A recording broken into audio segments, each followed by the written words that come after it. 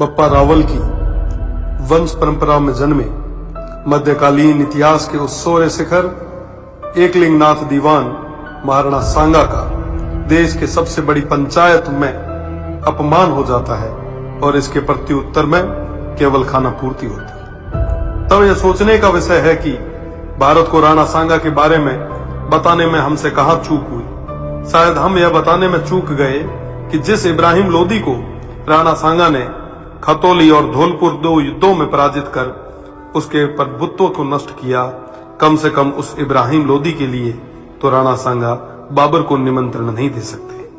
1519 में गागरोन के युद्ध में मालवा के सुल्तान महमूद खिलजी को 3 माह बंदी बनाने वाले, ईडर के युद्ध में गुजरात के मोहम्मद शाह की सेना को पराजित करने वाले, दिल्ली, मालवा और गुजरात की संयुक्त सल्तनतों को हराने वाले तत्कालीन भारत के शक्तिशाली शासक राणा सांगा को कहां जरूरत है किसी विदेशी को आमंत्रित करके सहायता लेने की। दौलत खान लोदी जैसों के निमंत्रण पर आए बाबर के विरुद्ध मेवाड़ के आसपास के शासकों ने राणा सांगा के झंडे के नीचे बाबर जैसे आक्रांताओं से लोहा लिया।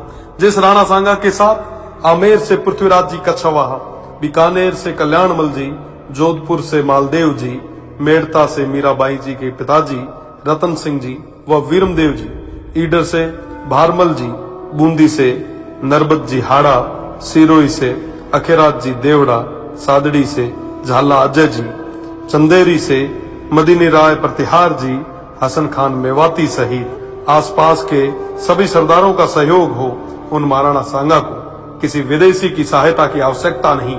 इस संयुक्त मोर्चे के बल पर राणा सांगा तत्कालीन भारत के सबसे शक्तिशाली शासक बने। फलस्वरूप स्वयं बाबर ने राणा सांगा को अपना सबसे बड़ा शत्रु बताया।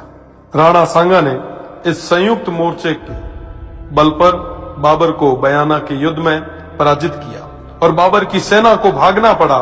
इसी भागती सेना के मुगल जनरल मंसूर बरसाल लिखते हैं कि राजपूत मृत्यु के देवता हैं और वो हमारी तरह युद्ध से मैदान से भागते नहीं हैं। खानवा के युद्ध में बाबर के हरावल दस्ते को बुरी तरह नष्ट किया गया।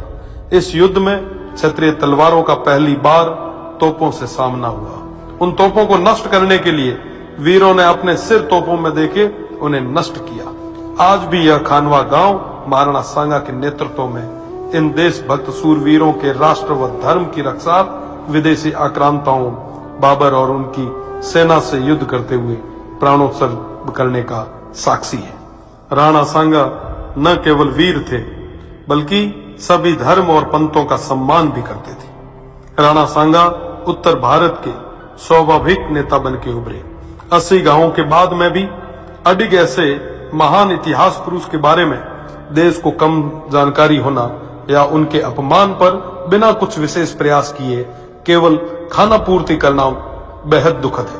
भारत तो छोड़िए, ऐसे महानायक की प्रतिमाएं आपको राजस्थान में भी न के बराबर मिलेगी। महाराणा सांगा की विरासत और धरोहरों को आज संरक्षण की आवश्यकता है। इस और ध्यान देना हम सभी का कर्तव्य है। ऐसे प्रयास ही महाराणा सांगा के प्रति सच्ची श्रद्धांजलि होगी और इनके इतिहास को धूमिल करने का प्रयास करने वालों को करारा जवाब।